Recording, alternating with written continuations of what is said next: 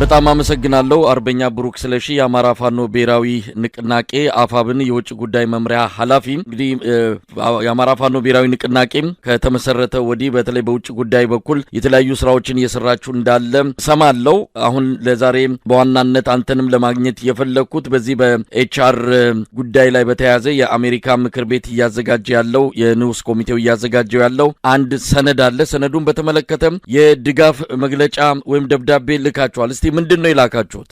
አመሰግናለሁ መሳይ፣ እንኳንም ተገናኘን። እንግዲህ በዚህ በኤችአር 937 እና አጠቃላይ በዲፕሎማሲ ስራዎችን ለመስራት የጀመርናቸው ብዙ ስራዎች አሉ።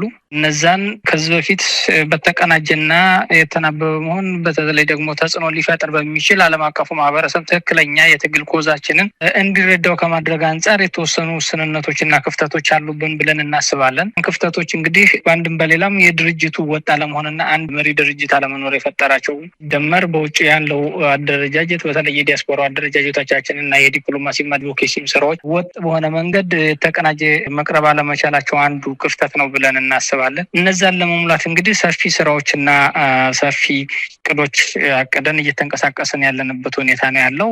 ስለነዛ ሰፋ ባለ ሁኔታ በቀጣይ የምንነጋገርበት ይሆናል። የአማራውን ምክንያት ከማስረዳት አንጻር ግን አጠቃላይ የዓለም አቀፉ ማህበረሰብ እንዲረዳን የምንፈልጋቸው ነገሮች አሉ። በተለይ የአማራ ትግል ምክንያት ምንድን ነው የሚለውን ግልጽ አልደለንም ብለው ብዙ ጊዜ የውጭ ሚዲያዎችም ኢቨን እኚህ የዓለም አቀፍ የመንግስታትም በፎረማት ደረጃ የአሜሪካ ኮንግረሶች ውስጥ የሚሰሩ ጥያቄዎች ያነሳሉ። አንዳንድ ጊዜ ከፕሪቶሪያ ስምምነት ጋር የሚያያይዙታል። የእኛን ወደ ትጥቅ ትግልም የገባንበት አሁን እያደረግን ያለነው የፖለቲካዊ ትጥቅ ትግል ደግሞ ትክክለኛ ኮዙ ግልጽና ፍትሃዊ የሆነ ምክንያት አለን ብለን ነው የምናስበው እና ለዛ ግልጽና ፍትሃዊ የሆነው ምክንያታችንን ለማስረዳት ተጠቀምና እየሰራን ያለናቸው ሁኔታዎች ናቸው ያሉት ማለት ነው። እንግዲህ በአሜሪካ ኮንግረስ ውስጥ ኤችአር 937 የሚል የኢትዮጵያ መንግስት እየፈጠረ ያለውን አጠቃላይ የቀጠናውን አለመረጋጋት፣ የሀገሪቱ ውስጥ ያለውን አጠቃላይ የጦርነት ሂደቶች፣ እየተፈጠሩ ያሉት የሰብአዊ መብት ጥሰቶችን አስመልክቶ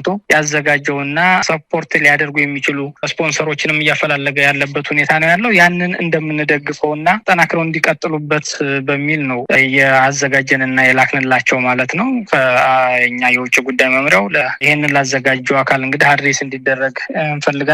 ይህን ያደረግንበት ምክንያት አንደኛው በአገሪቱ ውስጥ ያለው በተለይ በአማራ ህዝብ ላይ እየተሰራ ያለውን የጦር ወንጀል አጠቃላይ የቡድን ወይም ደግሞ ማንነት ተኮር ጥፋቶችንም ጭምር እንዲያውቁት የማድረግ ሌላው አገዛዙና ያገዛዙ ወንበር አስጠባቂ የምንለው በተለይ ሰራዊት ፉል ስኬል ዋር ነው እያደረገ ያለው። ያንን በዋናነት በሴቶች ላይ በእናቶች ላይ የሚደርሰውን ጥቃት እንዳንዱ የጦርነት ግብአት አድርጎ ህዝባችን ላይ እያደረሰ ያለው ስቃይና መከራ ይታወቃል። ስለዚህ ዌፐናይዝድ ኦፍ ሴክሹዋል ቫዮለንስ እያደረገ ያለበት ሁኔታ ነው ብለን እናስባለን። ያንን ቀውት እየሰሩት ላሉት ድጋፍ እንዲሆናቸውና በተለይ አጠናክረው እንዲቀጥሉበት ለማድረግ ነው።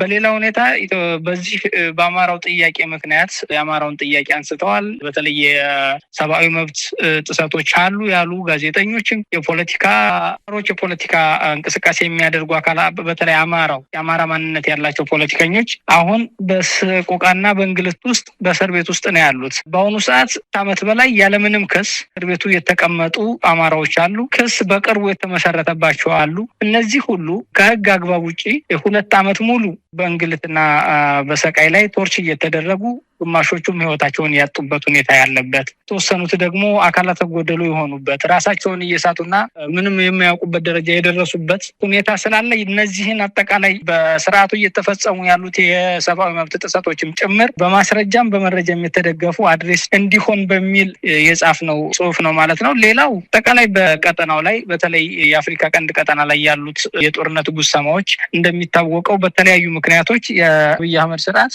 አሁን ያለበትን የሀገሪቷን ሰላምና መረጋጋት ባለፈ የቀጠናው ላይ ያለውንም ደግሞ የሰላምና መረጋጋት ለማደፍረስ እየሰራ ያላቸው ሁኔታዎች አሉ። በዚህ ልክ ኢትዮጵያ በተለይ በዲፕሎማሲው ደካማ ሆና የማሳጅ ፖለቲካ የልምምጥና በተለይ ህጋዊነት ያላቸው ዲፕሎማሲዎችን ከመስራት አንጻር አሁን እየታየ ያለው በጣም ከዚህ በፊት ከነበሩት የወረደ ማለት እንችላለን። ጥሩ የሚባል ዲፕሎማሲ ያላት ለማለት እንቸገራለን። ስለዚህ ያ ደግሞ እንደ ሀገርም እንደ ህዝብም ሊጎዳን ስለሚችል ያንን እያደረገ ያለው የቀጠናው የቀጠናውን መረጋጋት እንፈልጋለን።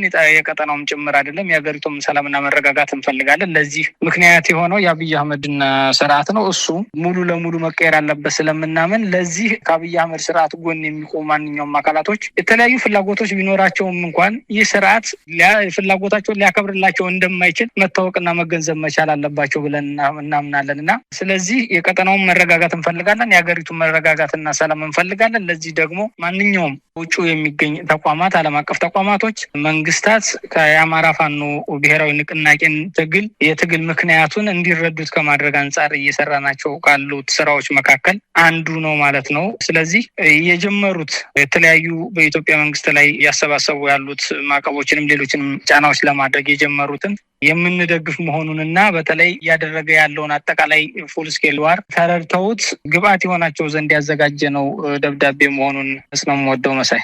አርበኛ ብሩክ እንግዲህ ደብዳቤውን ልካችኋል፣ መድረሱን አረጋግጣችኋል። ይህም በተመለከተ በአንድም ይሁን በሌላ ከአሜሪካ ፖለቲከኞች ጋር ያገኛችሁት ግንኙነት መስመር አለ ወይም በመልስ ደረጃ ያገኛችሁት ነገር አለ? እስካሁን ያገኘነው የለም። ሰሞኑን ይመስለኛል ከዚህ 2-3 ቀን ውስጥ ለውይይት የሚያቀርቡት በዚህ 2-3 ቀን ውስጥ ነው። ከዛ በኋላ ምላሾችን እናገኛለን ብለን እናስባለን። እስካሁን ባለ ሁኔታዎች ግን ገና የላክ ኦልሞስት 24 ሰዓትም አልሞላውም። ያን ደብዳቤ ፊድባኩን እንግዲህ የምን ላይ እንደደረሰ ተከታትለን የምናሳውቅ ነው የሚሆነው። እንግዲህ ይሄ ሰነድ HR 937 የተሰኘው ሰነድ ገና የረቀቀ ያለ ነው። ሌሎች ደጋፊ የአሜሪካ ፖለቲከኞች የምክር ቤት አባላት ከተገኙ ለምክር ቤቱ ለንዑስ ኮሚቴው ይቀርባል፣ ከንዑስ ኮሚቴው ለአጠቃላይ ምክር ቤቱ ይቀርባል። እንዲህ ያለ ሂደቱ ሊረዝም ይችላል። ለማንኛውም እናንተ ያንን በተመለከተ ያስገባችሁት ደብዳቤ ምናልባት ፋኖ ወደ ዲፕሎማሲው አቅጣጫ ፊቱንም እያዞረ ነው፣ የትጥቅ ትግል ብቻ አይደለም ሌሎች ስራዎችንም እየሰራ ነው የሚል ግምት እንድንወስድ እያደረገን ያለው። ስለዚህ አሁን ፋኖ በዚህ አንጻር ስራዎችን እየሰራ ነው። እስካሁንስ ያደረገው ነገር አለ? ከዚህ በኋላ በዚህ በዓለም አቀፉ ማህበረሰብን በማግኘትና በመገናኘት ደረጃ ምን አቅዳችኋል?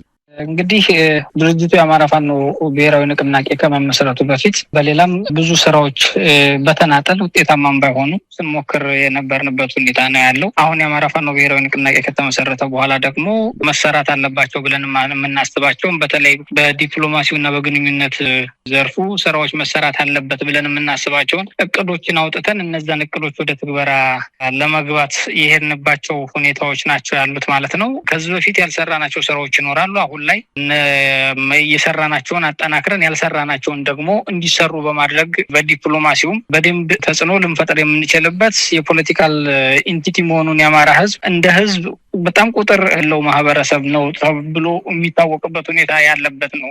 ያንን የመቀየር የሚያስችል ፖለቲካዊ ማህበረሰብ ያለንን መሆኑ እንዲታወቅ የሚያስችል የዲፕሎማሲ ስራዎች፣ የፖለቲካ ስራዎች እንሰራለን። ወደ ትጥቅ ትግሉ የገባ ነው እንግዲህ እንደሚታወቀው ሙሉ ጥያቄዎቻችን በሰላማዊ መንገድ መመለስ ስላልቻሉ ነው። አሁን እያደረግን ያለ ነው ከድርጅቱ ማመሰራረት አንጻር የትግል መስመርና ስልታችንን አዘጋጅተን የገባንበት ነው። ስለዚህ ፖለቲካዊ ትጥቅ ትግል ነው እያደረግን ያለ ነው። ፖለቲካዊ ትጥቅ ትግል ስናደርግ በፖለቲካው መሰራት ያለባቸው አንዱ የዲፕሎማሲና የአድቮኬሲ ስራዎች ነው። የአማራውን ዲያስፖራ ከዚህ በፊት በነበረው የተነጣጠለ ወይም ደግሞ ለየብቻ ያደርግ የነበረውን ወጥ አሰራር ለመዘርጋት በርካታ ውይይቶች ከአማራ ማህበራቶች ጋር እያደረግን ያለንበት ሁኔታ ነው ያለው። ያንን ደረጃጀት ወደ አንድ በማምጣት በዲፕሎማሲውም በአድቮኬሲውም ጠንካራ ስራዎች እንዲሰሩልን ማድረግ እንፈልጋለን። በዓለም አቀፍ ተቋማቶች ጋር እንደዚሁ ግንኙነቶችን የአማራ ፋኖ ብሔራዊ ንቅናቄ ከዓለም አቀፍ ተቋማት ጋር ሊኖረው ስለሚገባ ግንኙነት ምን መምሰል አለበት፣ የምናደርገው እነዚህ የተቋቋሙበትን እሴቶች ባከበረ መልኩ ምን አይነት ግንኙነት ሊኖረን ይገባል በሚል ከነሱ ጋር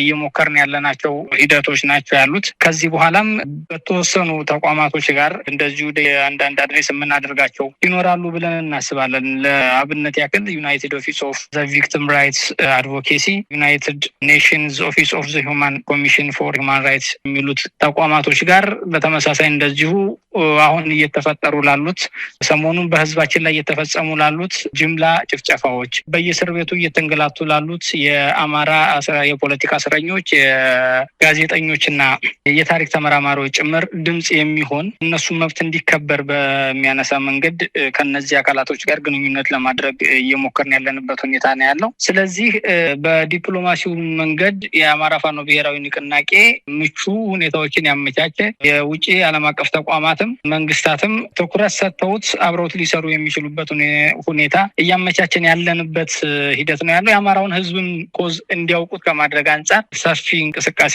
እያደረግን ያለንበት ሁኔታ መኖሩን መግለጽ እወዳለሁ። መሳይ አርበኛ ብሩክ ቀደም ሲል የጠቀስከው አለ ይሄ የዲፕሎማሲና ሌሎች በዓለም አቀፍ ደረጃ ሊሰሩ የሚችሉ ተግባራትን በተመለከተ በተለይ ውጭ የሚገኙ የአማራ ተወላጆች ኢትዮጵያውያን በአጠቃላይ ሊያግዙ የሚችሉበት ሁኔታ እንዳለ ነው የምረዳው። በቅርበትም የማገኛቸው አንዳንድ ቁልፍ የሆኑ ቦታዎች ላይ የሚሰሩ ኢትዮጵያውያን ፋኖ በተለይም ከትጥቅ ትግል ባሻገር ፖለቲካው ረገድ፣ በውጭ ግንኙነት ረገድ፣ በዲፕሎማሲው ረገድ ስራዎችን ቢጀምር ልናግዘው እኛም የበኩላችንን የኢትዮጵያዊነት ኃላፊነታችን እንወጣለን የሚሉ ሰዎችን መልእክት ሰማ ነበርና አሁን እነዚህን ሰዎች እንዴት ልትጠቀሙ ነው? እንግዲህ ኢትዮጵያውያን የሚገኙት አሁን ፋኖ አንድ ሆኗል። እዚህም ያሉት ወደ አንድነቱ እየመጡ እንዳለ ነው የምናውቀው። ስለዚህ ይህንን ተጠቅማችሁ የውጭውን ዲፕሎማሲ በአጠቃላይ ዓለም አቀፉ ማህበረሰብ ስለ ፋኖ በማሳመንና በአብይ አህመድ አገዛዝ ላይ ጫና በመፍጠር በጦርነት የሚመጣውንም ኪሳራ ቀንሶ ለውጥ እንዲመጣ ሽግግር እንዲኖር በዚህ ረገድ የሚደረገው እንቅስቃሴ ወሳኝ ነውና ምን ልታደርጉ ነው? እዚህ ያሉትን ኢትዮጵያውያን በዋናነትም ትግሉን በቀጥታ የሚደግፉትን የህብረተሰብ ክፍሎች ለማግኘት ቅዳቸዋል? አመሰግናለሁ መሳይ። እንግዲህ በውጭ የሚገኘው የአማራ ማህበራቶች የውጭ በሚገኘው የአማራ ዲያስፖራ ይህን ትግል ከጀመርንበት ጊዜ አንስቶ ማህበራዊ ቤዛችን እንኳን ጠንካራ ባልነበረበት ሰዓት ከጎናችን ሆኖ ብዙዎችን ሲያደርገን በትግሉ ለተጎዱ አካላቶች ጉዳት ለደረሰባቸው የማህበረሰብ ክፍሎች ጠንካራ የሆኑ እገዛዎችን ሲያደርግልንና በደንብ ተቋቁመን የአገዛዙን ያደረሰ ያለውን የሰብአዊ መብት ጥሰት ያደረሰ ያለውን ውድመት እንዲያውቀው ከማድረግ አንጻር የተሰሩ ስራዎች አሉ። እዛ ተጠናክረው መቀጠል እንዳለባቸው እናምናለን። ግልም በማህበራትም ተደራጅተው ይህንን ስራ እየሰሩ ያሉ ተቋማትም ግለሰቦችም እንዳሉ እናምናለን። በእኛ በኩል ከዚህ በፊት የነበረውን በተናጠል የሚያደርጉትን ከእንደ ድርጅት በሚወርዱ አቅጣጫ መሰረት ወጥ አንድ አይነት የሆኑ ስራዎችን አቅደን ሊሰራ የሚያስችል ፕላትፎርም ለመዘርጋት ውይይቶች እያደረግን ያለንበት ሁኔታ ነው ያለው። ከማህበራት ጋር ከተጽዕኖ ፈጣሪ ሰዎች ጋርም እንደዚሁ አንዳንድ ውይይት እያደረግንበት ያለንበት ሁኔታ ነው ያለው ማለት ነው። ስለዚህ ቀናጅ የአማራን ህዝብ ምክንያት ሊያስረዳ የሚችል እንቅስቃሴ ለማድረግ ስራዎች ጀምረናል ማለት ነው። እንግዲህ ይህንን አቅማችንን ትልቁ ድርጅቱ አቅም በውጭ ያለው የዲያስፖራው ማህበረሰብ ይህንን ለመስራት መልካም አጋጣሚዎችም አሉት ብለን ነው የምናስበው። ስለዚህ ያንን በማደራጀትና ከድርጅቱ ጋር ተቋማዊ የሆነ ግንኙነትን በመፍጠር ሊሰሩ የሚገባቸው ታስኮችን በመነጋገርና በመሰጣጣት እንዲሰሩ የማድረግ ሂደቶችን ጀምረናል። ያን በቀጣይ የምናሳውቅ ነው የሚሆነው በሂደት ላይ ያሉ ሁኔታዎች ስለሆኑ። ስለዚህ ከዚህ በፊት የነበሩት አዲስም ሊመጡ የሚችሉ ከኛ ጋር ሊሰሩ የሚችሉ ጠንካራ ተቋማትም ጠንካራ ግለሰቦችም አብረውን የሚሰሩበትን ፕላትፎርም ያዘጋጀንና ለዛ ዝግጅታችንን ጨርሰን ወደ ተግባራ ለመግባት እየተንቀሳቀሰ ያለንበት ሁኔታ ነው ያለው። የትግላችን ኦልሞስት የአማራን ትግል መሬት ላይ ያለውን አንድ በማድረግ ችለናል። በውጭ እየተንቀሳቀሰ ያለውን ደግሞ አንድ በማድረግ በተለይ በዓላማ በስራ ለአንድ ስራ ለአንድ ዓላማ እንዲሰሩ እንዲተባበሩ በማድረግ ተጽዕኖ ልንፈጥርባቸው የምንችላቸውን እንቅስቃሴዎች በማድረግ የምንሰራቸው ስራዎች ይኖራሉ ብለን ነው የምናስበው። ለዛ የተጀመሩ ስራዎችን እንግዲህ አጠናክረን እንቀጥልባቸዋለን ብዬ አስባለሁ። ግን ጠንካራ እንቅስቃሴ እያደረጉ እያገዙ ያሉ አካላቶች አሉ። ይበል የሚባል አመሰግናቸው የሚገባ ነው። ከልብ አመሰግናለሁ። እናጠናክረን እንቀጥላለን። ሁሉም ቦታዎች ላይ የአማራን የትግል ምክንያት ከማስረዳት አንጻር ቦታችንን ከማስረዳት አንጻር እንግዲህ እንደ ድርጅት ከዚህ በፊት ሲጠየቅ የነበረው አንድ መሪ ድርጅት አለመኖሩ ትልቅ ስራዎችን ለመስራት ተጽዕኖ ለመፍጠር እንደተቸገርን ነበር።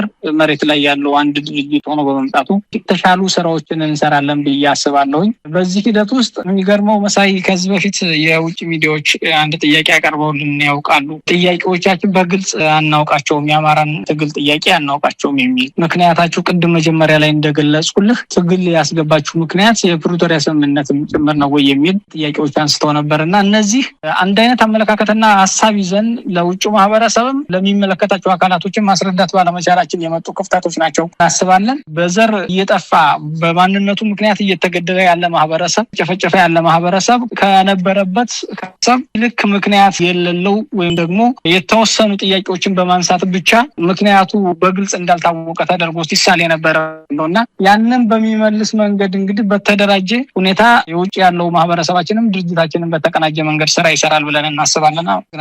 በጣም ነው ማመሰግነው። አርበኛ ብሩክ ስለሺ የአማራ ፋኖ ብሔራዊ ንቅናቄ የውጭ ጉዳይ መምሪያ ኃላፊ፣ ለቆይታችን ከአንከር ሚዲያ ታዳሚዎች ስም ከልብ በማመስገን እሰናበታለሁ። እግዚአብሔር ይስጥልኝ። አመሰግናለሁ መሳሽ።